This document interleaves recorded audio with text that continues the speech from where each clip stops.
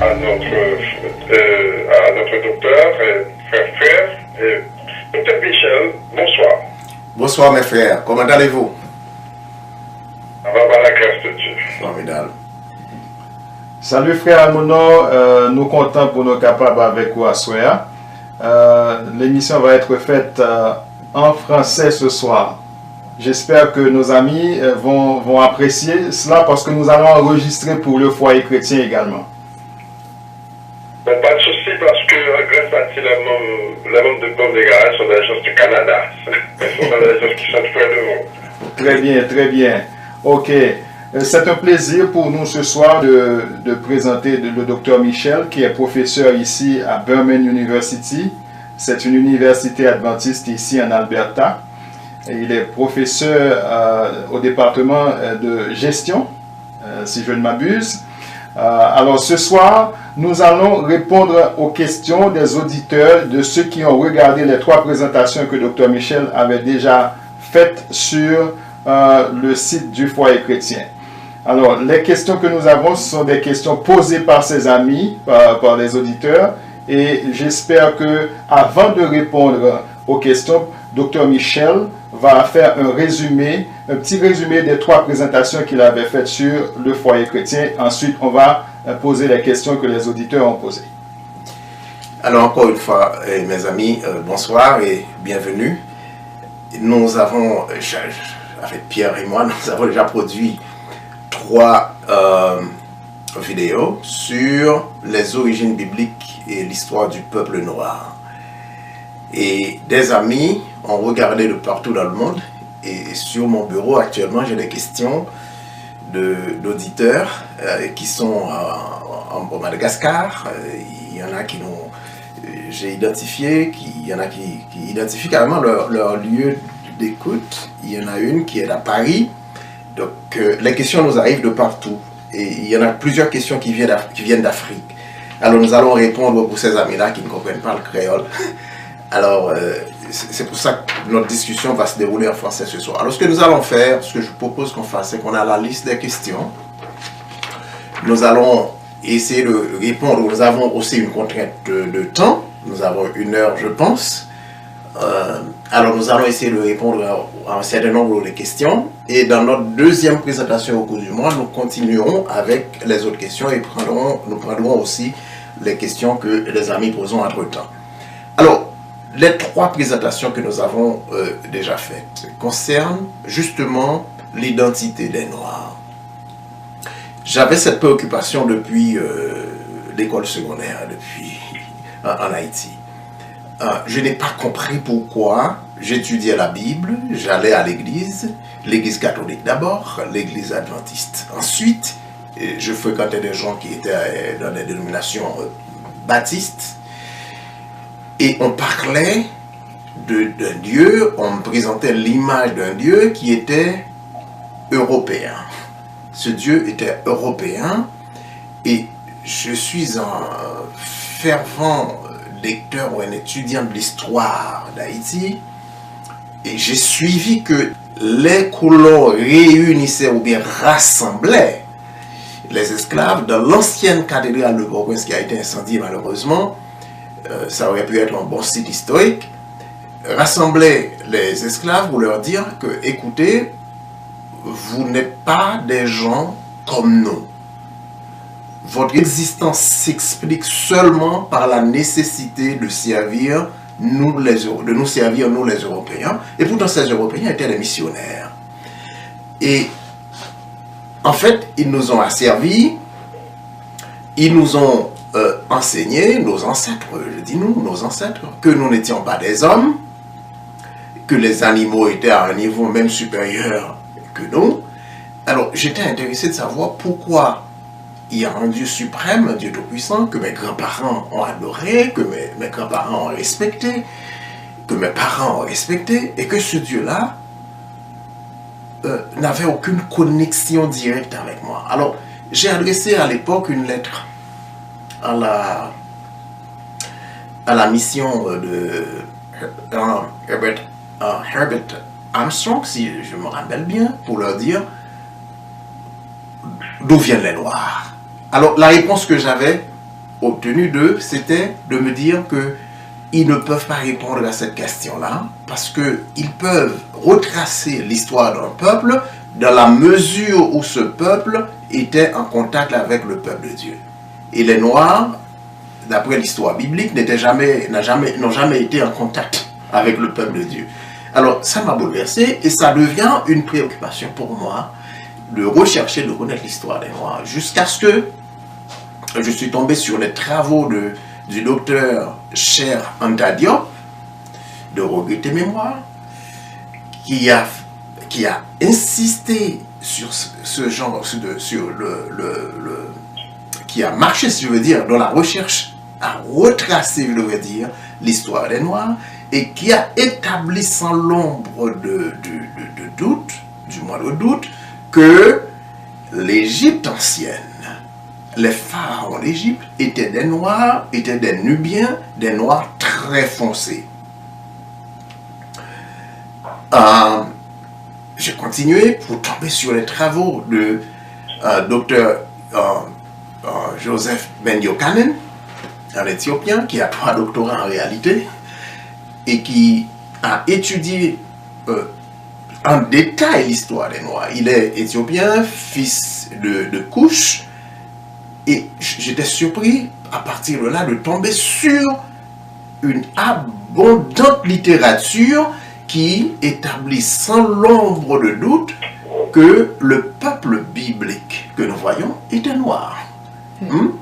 Était noir. Il n'y a pas de doute sur cette question-là. Hein, les gens peuvent discuter, il y a des questions sur la table. Alors nous avons ramassé tout cela pour constater que l'origine du peuple noir est retracée de façon claire par la biologie, par toutes sortes de méthodes biologiques que vous pouvez imaginer, et par l'histoire, et par les recherches des Européens eux-mêmes. Mais c'est des recherches qui ne sont pas publiées, qui sont cachées. Et avec les nouvelles technologies de l'information et de la communication, il y a une abondante littérature qui est postée sur Google, sur YouTube. Alors, sur cette littérature-là, qui en majorité, cette littérature est publiée en anglais, j'attire l'attention de la communauté et je constate, avec le passage du temps, que nous sommes un peuple dont l'identité a été volée et nous sommes détournés. C'est comme si nous sommes totalement déprogrammés. Et nous ne savons pas qui nous servons comme Dieu. Et si nous avons, du côté du foyer chrétien, décidé de faire ces présentations, c'est que nous voulons participer à l'éveil de la conscience du peuple noir, pour qu'il sache qu'il a une relation spéciale avec son Dieu et qu'il doit rechercher ce Dieu-là. C'est ça notre objectif. Parce que notre salut, notre libération, nous sommes encore en esclavage dans un système. Nous travaillons au quotidien et nous ne pouvons même pas jouir du fruit de notre travail. Nous travaillons et le fruit de notre travail retourne au système. Maintenant, nous n'allons pas nous attaquer au système. Là, nous avons besoin d'une révolution et la révolution est spirituelle. C'est un retour massif vers le Dieu Tout-Puissant qui nous a créés.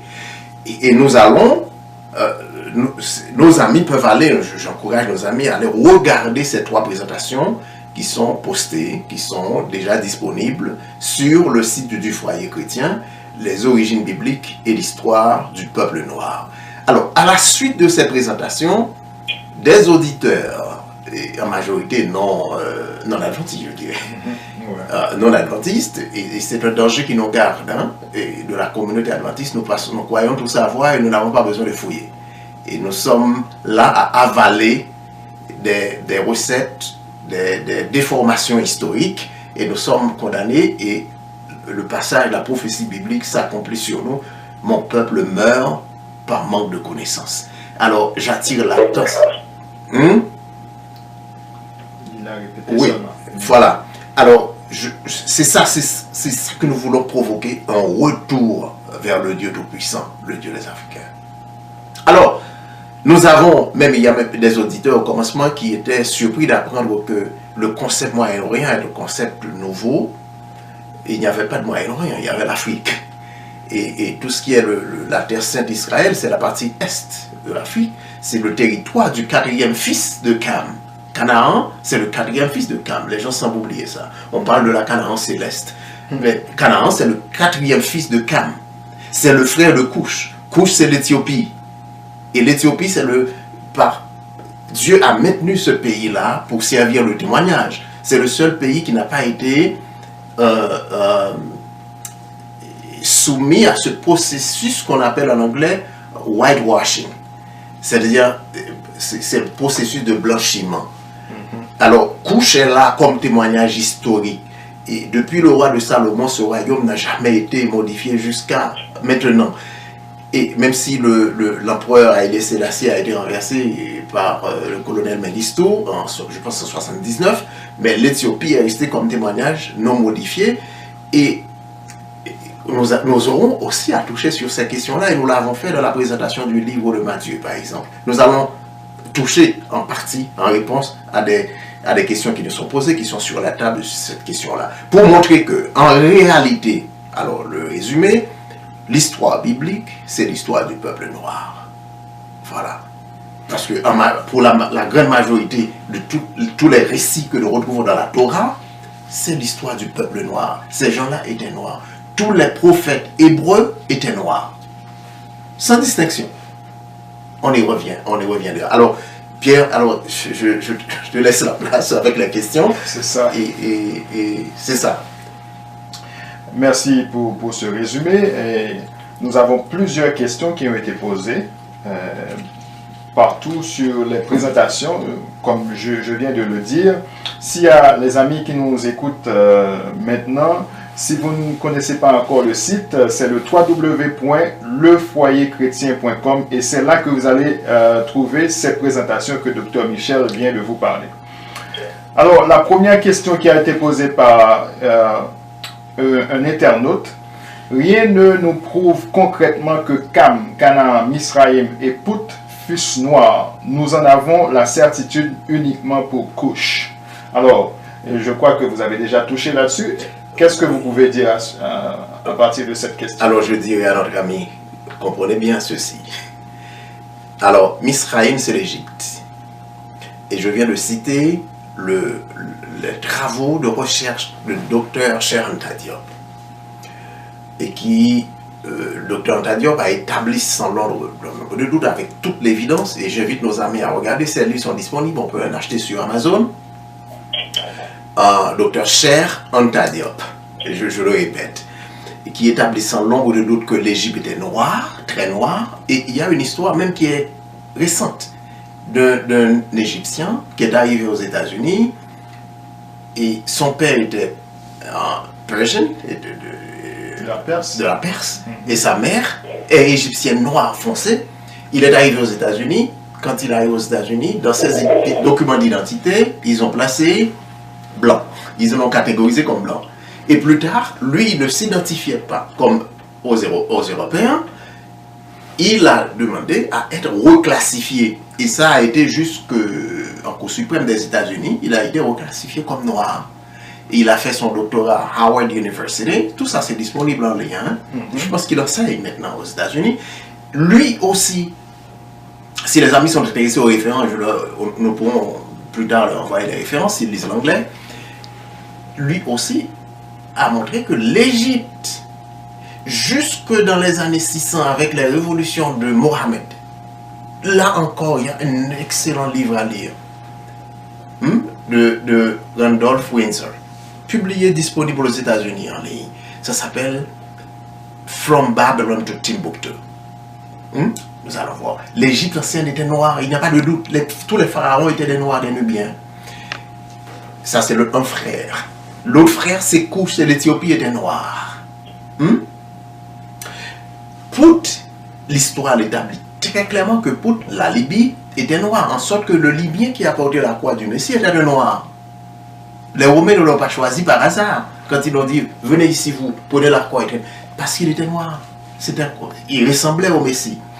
Alors, on n'a pas la certitude seulement pour Couche, on a la certitude pour tous les frères. Et Canaan, On en a déjà, peut-être que notre ami a déjà vu la réponse sur la deuxième, troisième ou la troisième présentation. Canaan était noir aussi, donc c'est clair. Et ensuite, si notre ami veut une autre référence, je lui donnerai dans la mesure où, je ne sais pas qui a posé cette question, mais si notre ami veut lire un autre document qui est deux livres, deux tomes, écrits par un Européen qui était professeur émérite en gouvernement et dans les études du Moyen-Orient, du Proche-Orient, à l'université Cornell à New York, il s'appelle Martin Bernal. Si je le prononce en français, il s'appelle Martin Bernal. Il a écrit, le titre du livre c'est Black Athena. Alors, encore, il y a des tonnes et des tonnes de références pour montrer que ce peuple-là est noir. Si vous voulez des références, je vous en enverrai, ok? On a l'évidence pour tous les fils de Cam.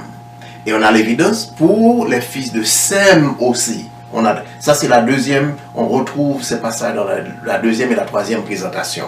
Alors c'est pas juste pour couche.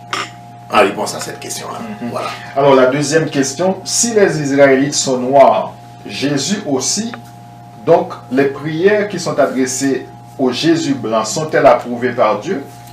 Une bonne question. Je veux dire, c'est pas même une bonne question, c'est une excellente question. Parce que, commençons par dire, son nom n'était jamais Jésus. Et nous l'avions déjà dit, et ça a choqué plus l'heure. Jésus n'existe pas, c'est une divinité grecque. Le nom du Messie, c'est Yahushua.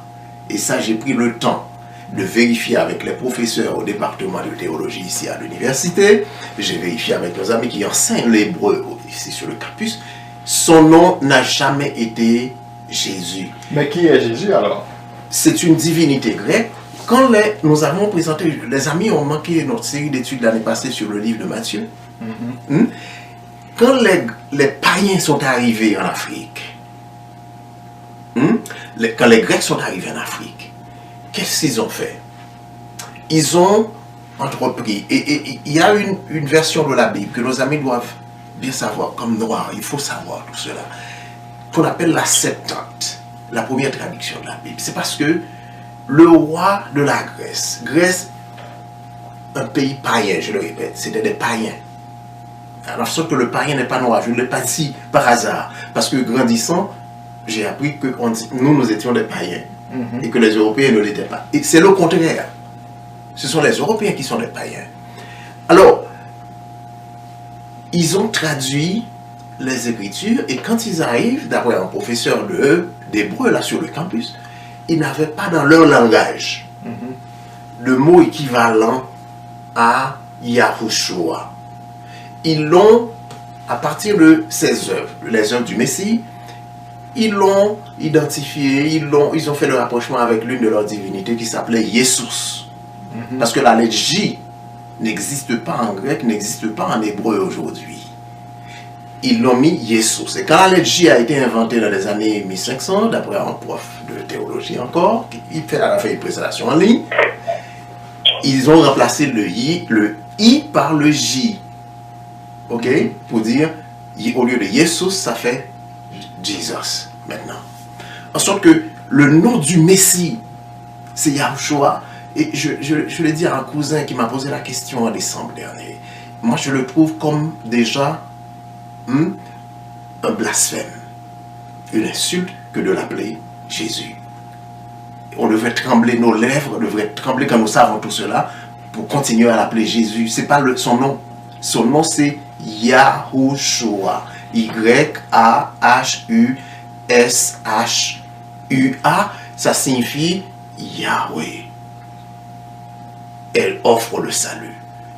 Yahweh donne le salut. Ok? En sorte que, deuxièmement, d'où vient, alors c'est beaucoup de choses, d'où vient donc ce visage blanc qu'on nous représente? Ce visage blanc qu'on nous représente vient d'Europe.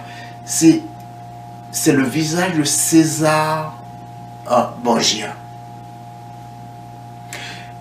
Lorsque les morts, les morts qui étaient des noirs à 80-90%, qui ont occupé la péninsule ibérique, ce qui est l'Espagne et le Portugal, à partir de 701 jusqu'à 1492.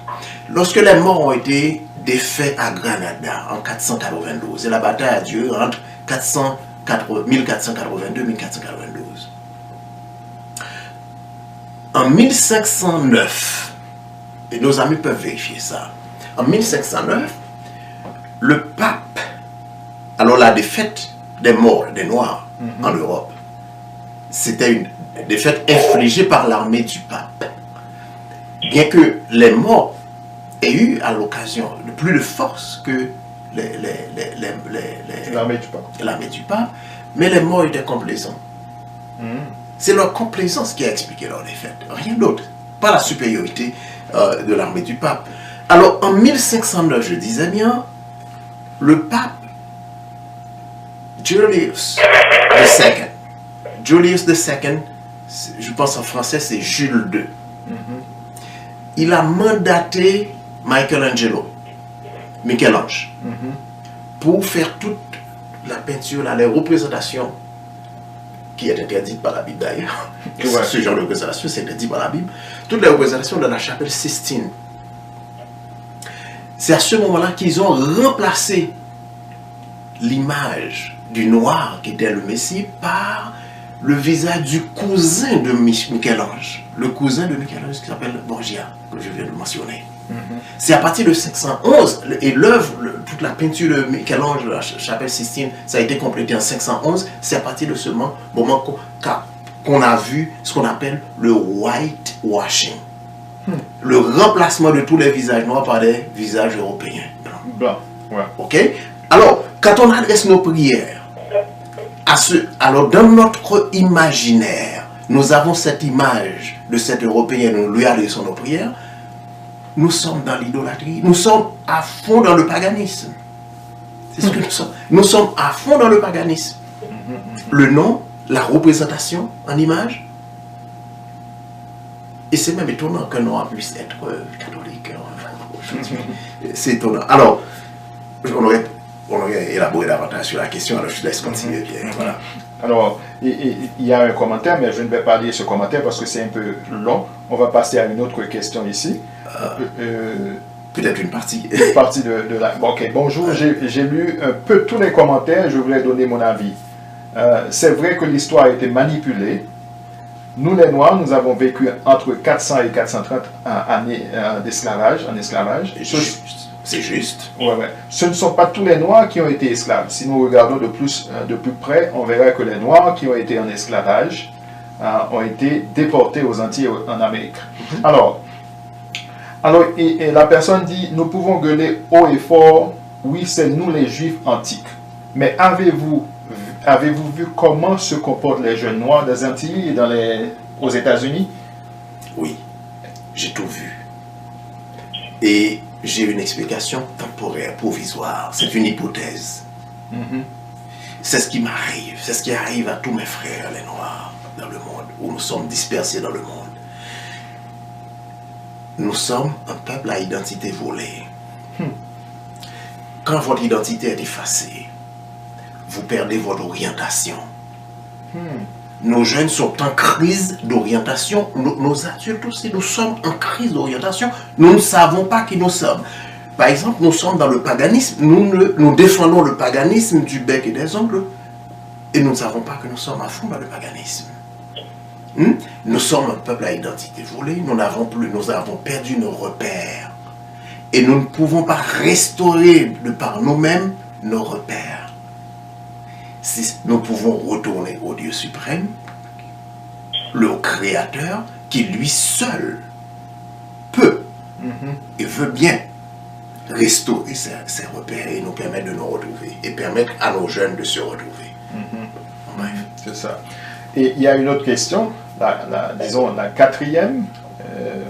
Je pense que la tour de Babel nous a non seulement fait changer de langue, mais aussi de couleur. Autrement dit, les Blancs sont réapparus après que Dieu nous ait punis, nous les Noirs, car ils avaient disparu une première fois lors du premier déluge avec tous les fils de Satan. Qu'est-ce que vous pouvez dire là-dessus? Non, ça c'est une opinion et que je ne partage pas. Pour des raisons bien solides, bien justifiées, je dirais. Et je doute que les Blancs ont disparu. C'est comme dit, écoutez, soyons logiques. Nous avons établi avec des documents historiques, avec des références bibliques, qu'il n'y avait que des Noirs là, dans l'histoire là. Qu'il n'y avait que des Noirs. Noé ne pourrait pas être... Laisse-moi revenir un peu en arrière. Il y a un bon ami ici sur le campus qui est professeur de biologie. Il s'intéresse aussi à l'anthropologie. Et à l'histoire aussi. Mais ce qu'il m'a dit, on a vu des Noirs donner naissance à des Blancs. On n'a jamais vu des Blancs donner naissance à des Noirs. À moins que qu'il y ait des circonstances particulières. Okay? Ça veut dire que les Blancs ne peuvent pas donner naissance aux Noirs. Non. C'est seulement les Noirs qui peuvent donner naissance aux Blancs. Voilà. Ok. Maintenant, si Noé était noir, si les fils de Noé étaient noirs, de quelle couleur était Noé? Noé aurait pu être un bazarné, je vais répondre, il y a une question. Un albino peut-être? Un albino peut-être, mais noir, cependant. L'albino est toujours noir. Il n'est pas blanc. C'est ce que l'on oublie. Et tu prends un albino, s'il se marie avec une personne noire, ils vont avoir des noirs comme enfants. N'est-ce pas? Et si Noé était noir, de quelle couleur était son père? De quelle couleur était son grand-père? Et il y a une personne qui a interagi avec nous sur le site qui a dit, c'est une européenne, hein, une blanche, qui disait qu'elle savait depuis le commencement que Adam était noir. Il y a des documents qui nous prouvent d'ailleurs, des documents en ligne. Alors dire que les blancs avaient disparu avec Satan, avec les fils de Satan, avec les géants au moment du déluge, ça serait, je ne partagerai pas ça, moi, que notre auditeur a des preuves pour me le prouver. Mais cependant, l'expérience de Babel a provoqué un vaste mouvement d'émigration des Noirs, de l'Afrique vers l'Europe. L'Europe, en hébreu, ça signifie l'abîme. C'est pour ça qu'il faut, quand on lit Révélation, quand on lit l'Apocalypse, il faut faire attention. Quand on voit la bête qui monte de l'abîme, il faut qu'on pense, qu'on pose des questions. Cela veut dire que c'est la bête qui monte de l'Europe? On devait revenir. On a dit qu'on aurait souhaité avoir une brochure d'école du sabbat sur l'Apocalypse. Pour qu'on regarde, pour qu'on apporte un nouveau regard sur l'Apocalypse. Okay. Il y a un frère qui a dit, il est très content parce que les enseignements sont très pertinents. Il va aussi dans le même état d'esprit. Cependant, il voulait savoir la signification du mot chaldée. Mais votre signification, pour lui, est un peu floue. Est-ce que vous pouvez l'éclairer? Chaldée, il va le regarder. Je demande d'aller vérifier dans le dictionnaire hébraïque. Les Chaldéens, c'était des Noirs. C'était un peuple noir. Je lui donne la référence, s'il ne me croit pas. Il peut regarder, et à cet effet, la présentation de Dr. Sétima, les présentations de Dr. Ben Yochanan, encore une fois. Et il peut aussi lire Barnal. Je n'aime pas déformer les noms là, mais je le dis en français. C'est B-E-R-N-A-L, Bernal. Black Athena. Et il va retrouver, il y a un autre auditeur qui pose une question, quelle est l'origine des Chinois? Je ne partage pas tout à fait l'interprétation de Bernal, mais par contre, il a une explication sur l'origine des Chinois aussi, que les amis peuvent voir dans Bernal. Ça s'appelle Black Athena, Athènes noire. L'Athènes noire. Okay? C'est une référence très importante pour nous les Noirs. Il faut regarder. Il faut aller regarder. Alors, alors on passe à la prochaine. Qu'en est-il par exemple, on a parlé de la lignée de Noé, vous avez déjà parlé de ça, des Chinois et des aborigènes.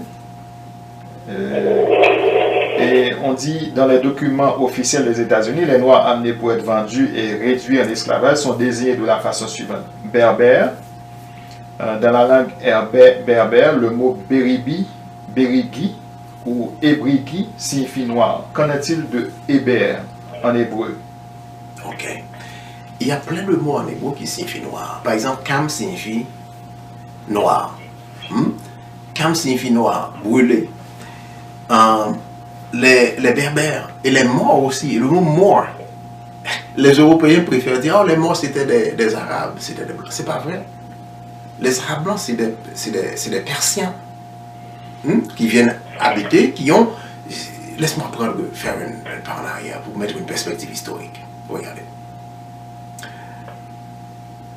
L'islam a pris naissance avec Mahomet, excusez-moi, Mahomet. À partir de quelle année? Fin des années 600, fin du 7e siècle, n'est-ce pas? Qu'est-ce qu'il a fait en premier, Mohamed? C'était de suivre l'exemple des catholiques, de partir à la conversion forcée des gens. Ils ont tenté de conquérir le grand empire. La première direction qu'ils avaient prise, c'était d'essayer de conquérir le grand empire des Khazars, qui était au sud de la Russie, cet empire qui s'étendait entre la mer Noire et la mer Caspienne. Les Khazars, qui étaient des guerriers féroces, ont repoussé à la fois l'islam qui venait du sud et les catholiques qui venaient de l'ouest. On reviendra sur les Berbères, sur les Khazars après. Mais l'islam, qu'est-ce que l'islam a fait? L'islam s'est tourné maintenant vers l'ouest, vers l'Afrique. Et l'islam a procédé à la conversion forcée de nos frères et de nos sœurs en Afrique. Vous vous convertissez, vous bien, je vous tue. Ils ont occupé d'abord l'Afrique du Nord. Et convertissant les Noirs, ils étaient une minorité avec leurs armées, ils ont converti les Noirs à l'islam. Et j'espère qu'on va revenir sur l'histoire de Timbuktu à un certain moment donné, pas ce soir en tout cas, mais ça rentre bien dans l'histoire des Noirs. Et ensuite, ramasser ces Noirs-là, partir, et ils sont partis à la conquête de l'Europe. Je dis 80-90% étaient des Noirs très foncés. Maintenant, les Berbères signifie noir, Mor, c'est des Noirs. Kham, noir, mais Éthiopie, ça signifie aussi. C'est des mots qui signifient noir. On désigne les gens par leur teint. Alors, les aborigènes en Amérique, il y a, pour ceux qui sont aux États-Unis, ou bien qui ont accès à Internet, ou bien nos amis qui disent l'anglais, il y a une vaste documentation, des présentations vidéo. Il y a Dr.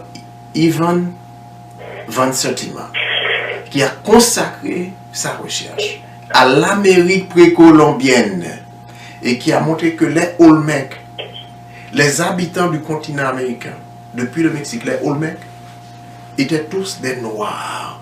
Et aujourd'hui encore, il y a la présentation de ces aborigènes qui dit nous sommes encore là. Leurs descendants des intellectuels qui présentent, c'était Noirs. Il faut les voir. C'était des Noirs, les aborigènes. Et en sorte que les Mongols, qui sont des aborigènes clairs maintenant, sont arrivés bien après. Il faut fouiller dans l'histoire. Et Dr. Van Sertima donne une perspective en profondeur sur la question des Noirs en Amérique précolombienne. Et les Américains le savent bien. Mais les mauvaises habitudes ont la tête dure et n'arrivent pas à être détrônés très facilement. Voilà, on passe à la prochaine question. Une citation de la Bible qui dit « Les fils des dieux ont pris pour femmes les filles des hommes. Ils ont eu des enfants et ces enfants étaient des géants et des hommes forts de l'Antiquité. » Voilà ma question. Qui ont été ces fils de Dieu? De ma part, j'ai appris que c'était des anges déchus et apparemment c'est eux qui ont amené la couleur blanche chez les hommes. Pouvez-vous m'éclairer? En ce qui concerne l'arrivée de la couleur blanche chez les hommes, ça je ne peux rien. Il faudrait que je regarde encore, je ne peux rien affirmer pour le moment. Je ne suis pas sûr de cela. Mais ce qui est certain, d'après le livre d'Enoch, le livre d'Enoch que les gens considèrent comme apocryphe, qui n'est pas apocryphe du tout. Et je veux lancer une invitation à mes amis, à mes frères, les Noirs, pour ne pas adopter cette désignation. Des livres qui retracent l'histoire et qui nous donnent une perspective plus réaliste sur ce que les païens nous ont fait. On les classifie comme apocryphes, donc on ne les lit pas. Le livre d'Enoch a toujours été conservé comme livre sacré dans le canon de l'église de l'Est, l'église éthiopienne. Mais le canon qui a été modifié par les Européens ont déclassifié le livre d'Enoch. Et le livre d'Enoch nous dit que ces anges-là, ils étaient des watchers, comment on traduirait ça. C'était des anges gardiens, si vous voulez, qui surveillaient sur nous. Et à un certain moment donné, ils ont regardé que les filles étaient jolies, et puis automatiquement, ils ont commencé à... Le livre d'Enoch l'explique en détail. Ils sont entrés dans une relation avec nos femmes, et de ces relations anormales sont nés ce qu'on appelle les géants, des gens qui ont la taille d'arbres géants, et qui ont dévasté tout ce qui existait, et qui ont commencé à tuer les hommes aussi. Et ces gens-là ont été détruits par le déluge. Et leur chef, c'était Azazel. Et dans la Bible, on nous parle d'Azazel, une ligne très rapide, et puis on ne dit plus rien. Mais il faut aller regarder dans le livre d'Enoch. Le livre d'Enoch est disponible gratuitement en ligne, on peut télécharger.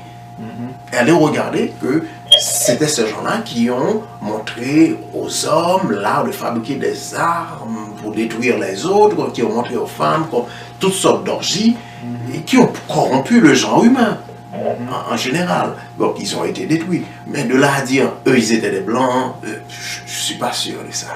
Les fils de Noé, comment ont-ils fait pour avoir une descendance, vu qu'ils étaient frères, se sont-ils mariés entre cousins?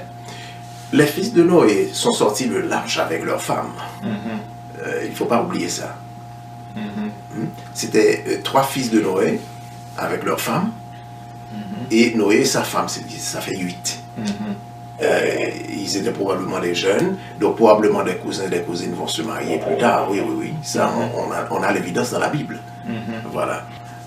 Où tirez-vous que Ketura était une femme de Canaan? Je l'ai tiré de la tradition rabbinique. Et nous avons la mauvaise, moi, incluant moi-même, la mauvaise habitude de penser que tout ce que les Européens ont dit, c'est la vérité absolue. On ne peut pas regarder au-delà. La tradition rabbinique nous dit que Ketura était une femme de Canaan. Et les fils de Canaan, c'était des descendants de Canaan, bien évidemment. Et la Bible, Genèse chapitre 10, nous donne les noms des fils de Canaan. Alors, comme habitant de Canaan, Ketura n'aurait pas pu être autre chose que, en ce temps-là, il y avait soit les gens qui venaient de Couche, d'Éthiopie, ou bien des gens qui venaient de Misraïm, ou bien de Canaan. Donc, il était cananéenne. Donc, les Cananéennes étaient, à l'époque, c'était les Noirs. Voilà. La tradition rabbinique l'a établi, bien qu'il y a des intellectuels qui essaient de discuter, mais Ketura était de cette région-là. Il ne faut pas oublier aussi, en parlant de cela, que le Melchisédek était un habitant, il n'a pas émigré de l'Est, il était un habitant de Canaan aussi. Il ne faut pas oublier ça. Melchisédek était originaire de Canaan. Et ce qui nous donne des indices sur son teint épidermique aussi. Parce que les Cananéens étaient tous des Noirs. Ok. Voilà. Alors, quel élément biblique vous appuyez-vous pour déterminer que le père d'Abraham était le chef des armées de Nimrod et qui de plus était idolâtre? Donneriez-vous du crédit au livre apocryphe, le livre du juste entre autres? Ben, il faut lire pour vous-même. Il faut lire avec un esprit de neutralité. La classification apocryphe est douteuse. On l'a déjà dit dans l'étude du livre de Matthieu, par exemple. Et on l'a déjà vu, il y a des gens qui sont choqués d'apprendre comment le canon a été formé. Et nous l'avons déjà dit. Le livre d'Enoch qu'on a classifié comme suspect, comme apocryphe, n'est pas si apocryphe que ça. Il y a le livre de la sagesse de Ben Sira, qu'on a classifiés comme apocryphes. Mais écoutez, Ben Sira a inspiré Salomon dans l'écriture de ses sagesses. Alors, il y a bien des livres qui existent, qu'il faut lire. Il ne faut pas classifier. La littérature religieuse africaine est très abondante. Alors, les Européens viennent et coupent une partie de ça, nous décidons que ça c'est sacré, ça c'est pas sacré. Nous ne devons pas tomber dans ce piège-là.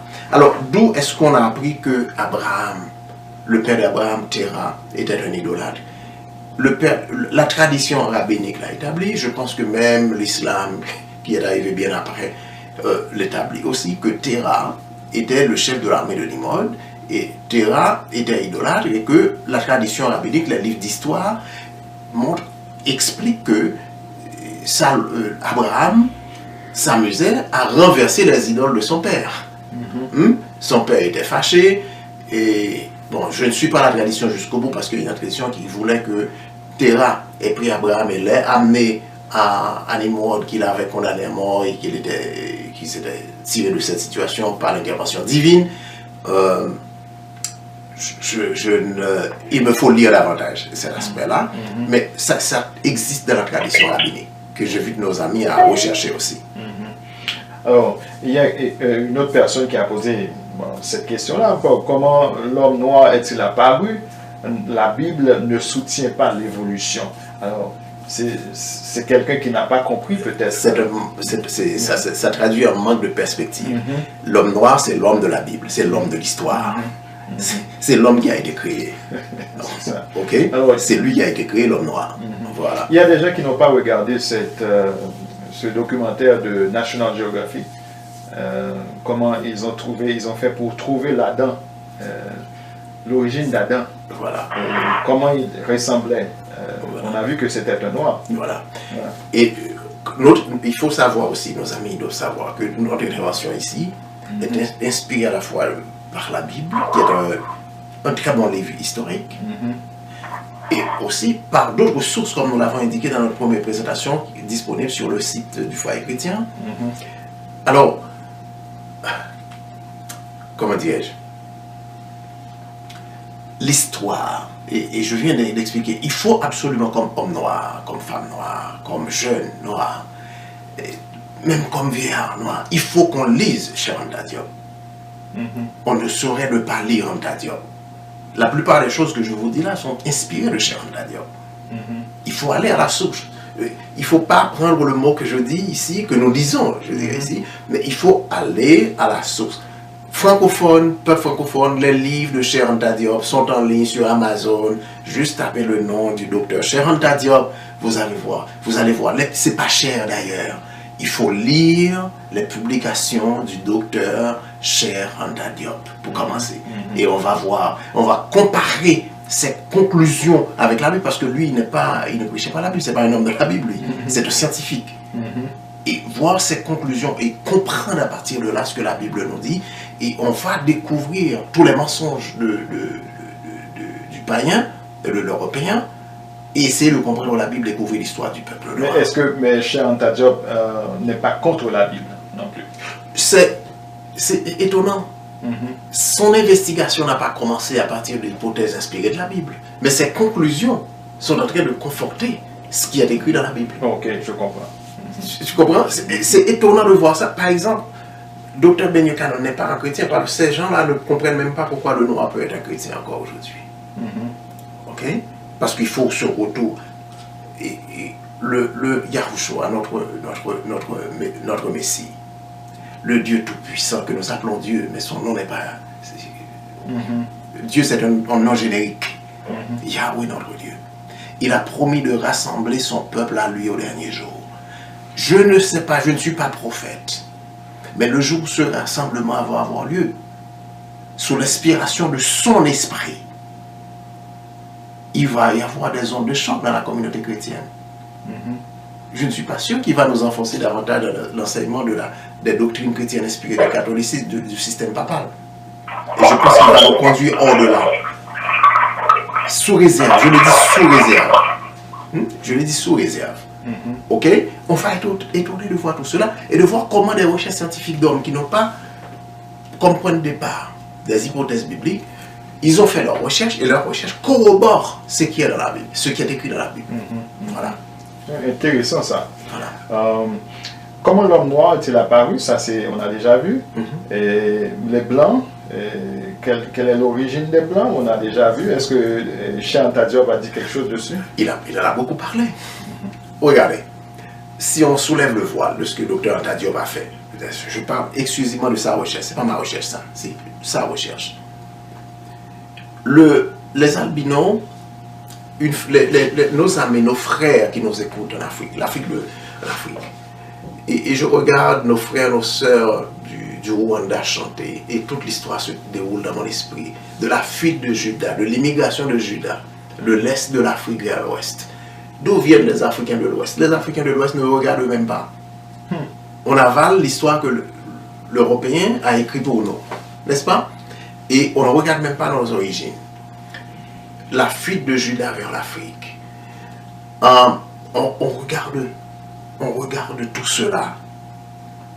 Alors, on est dans la question, excuse-moi, je perds encore. On est ici dans la question 14. Question 14. Alors,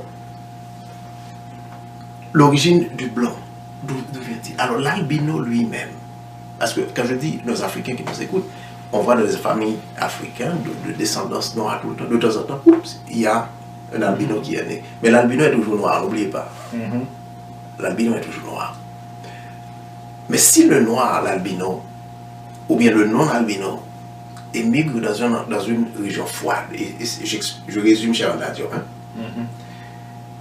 il a montré que, au fur et à mesure des masses migratoires de l'homme africain vers des points du globe qui sont plus froids, et plus longtemps que nos frères résident dans ces zones froides là, plus ils perdent de la concentration de la mélanine qui se retrouve sur leur peau. Je résume son travail. Je prends par exemple 1000 noirs, foncés. Je les place dans le pôle nord du Canada, je les laisse là, ils se marient entre eux. Ils n'épousent personne, il n'y a pas de mix mariage, mariage mixte. Je les laisse là, et puisque c'est un endroit où il fait froid, il y a moins de soleil, notre corps n'a pas besoin d'autant de mélanine pour se protéger contre les rayons du soleil, il n'absorbe pas autant de rayons du soleil. Et d'une génération à l'autre, la concentration en mélanine se perd. Et plus on perd de la mélanine, plus on devient clair. Clair, ok. C'est ce que le Dr Anta Diop a expliqué. Et après plusieurs centaines d'années dans ces conditions, on est transformé. Mais est-ce que les gènes sont modifiés? Pour autant. La réponse est non. Et je réfère nos amis francophones aux travaux de Albert Jacquard, et qui était étonné de découvrir comme généticien que le français européen typique blanc, qui est son voisin, peut être plus éloigné de lui en matière de structure génétique que le tchadien, qui est plus foncé que dans l'Afrique. Les gènes ne sont pas modifiés de façon significative. Ok. Il n'y a pas de modification des gènes. Alors, vous comprenez? Alors,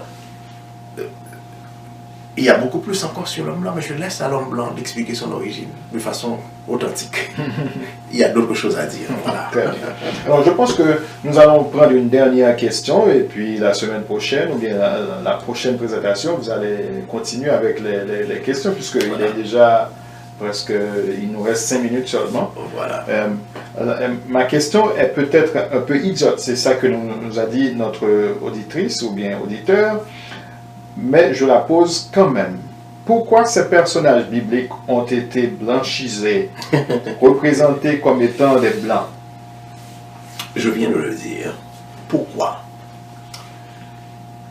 Avec le passage du temps, l'homme devient de plus en plus méchant. Méchant contre son propre frère, contre son cousin.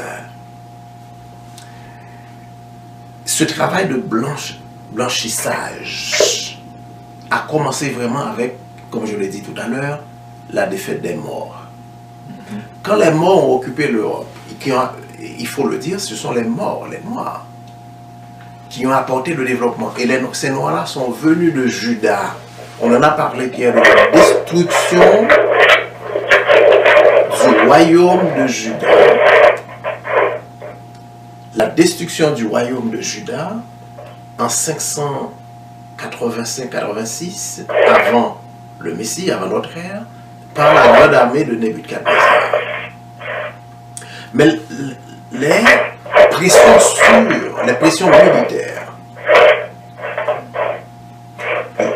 pressions militaires étrangères sur le petit royaume de Yahuda ont commencé bien longtemps avant. 730 des incursions militaires étrangères ont provoqué la fuite de ce peuple-là vers l'ouest, vers le continent africain. La fuite vers l'ouest, en traversant le territoire des cousins, des couches. De Couche. On a l'exemple du Rwanda. Et Couche va revenir il y a 300 ans occuper le Rwanda. C'est une autre histoire. Mais les Africains de l'Ouest, sortant du royaume de Yahuda, les Bantous, et pour aller se développer au sein du continent africain, dévorés par les bêtes sauvages, comme la prophétie de Théodore l'avait prédit, et pour s'installer en Afrique. Et ensuite, l'immigration vers d'autres parties du monde. Il y a des grandes vagues d'immigration, 586 vagues d'immigration en 70 de notre ère, quand la grande armée des Romains a reconquis Jérusalem. Grande fuite encore vers l'intérieur du continent, vers l'ouest. Parce que on parlera, les grandes armées des Romains venaient par la mer et vers l'est. Il restait que la sortie vers l'ouest, vers le continent africain. Les Bantous ont fui à l'intérieur du continent. C'était des habitants de Yahuda. C'était ce qu'on appelle des Juifs, si vous voulez bien, des Israélites qui ont fui vers le continent. Maintenant, ils sont allés reproduire leur grand empire à Timbuktu, n'est-ce pas? Et Timbuktu, c'était la grande civilisation. Les Européens, ce qu'on cite les grands de l'Europe, les Socrates, des choses, même avant notre ère, allaient en Afrique pour se faire éduquer avant notre ère. Et ils ont continué même après, à Timbuktu. N'est-ce pas? Et l'Européen va venir pour détruire Timbuktu et brûler la grande bibliothèque de Timbuktu. Et l'islam va venir après faire des conversions forcées. Et je résume très rapidement. On va en Europe. Après la défaite des Moors en 1492 à Granada, la défaite de Granada, qu'est-ce que les Européens ont fait? Ils ont soumis nos ancêtres en esclavage. Je cite ici le docteur Ben Yochanan. Ils les ont transférés un peu partout comme esclavage en Amérique, dans les Antilles. Et ils ont entrepris d'effacer notre identité, n'est-ce pas? Brûler nos livres, nous interdire d'aller à l'école, n'est-ce pas? Même aux États-Unis, jusque dans les années 60, les Noirs ne pouvaient pas aller à l'école, n'est-ce pas? Ce travail-là a continué, et ensuite la grande masse de traite, la grande traite des Noirs, pour effacer leur identité, changer nos noms. Regardez les noms que nous portons, ce ne sont pas nos noms d'origine, ça. Et ensuite, le catholicisme qui se présentait, on a étudié le trimestre passé, comme le visage de la chrétienté, va se mettre de la partie. Et en 1509, le pape Julius II, Jules II, va ordonner à Michelangelo de faire ce travail, d'effacer toutes les reliques de l'histoire des Noirs et de mettre juste des visages européens de Dieu apportés. Et ce travail continue jusqu'à quoi? Jusqu'à aujourd'hui, où notre identité choque les gens. Quand je parle de l'identité noire, on nous parle aujourd'hui du racisme inverse. N'est-ce pas? C'est la nouvelle théorie maintenant. Je ne suis pas autorisé à parler de mon identité, à rechercher mon identité. Voici notre dilemme, voici notre problème. Et notre sortie de ce boulot ne peut être consacrée que par l'intervention du Créateur. C'est ce que la prophétie nous dit. Merci, Dr Michel. Merci à tous ceux qui nous ont suivis sur les lignes téléphoniques. Frère Almonor, merci. C'est la première présentation de Dr Michel sur les questions-réponses que nos amis, nos internautes ont posées sur le site du Foyer Chrétien. Je ne sais pas si dans la deuxième présentation, il y aura un petit temps réservé à ceux qui nous écoutent en direct pour qu'ils puissent poser certaines questions. À vous, frère Almonor.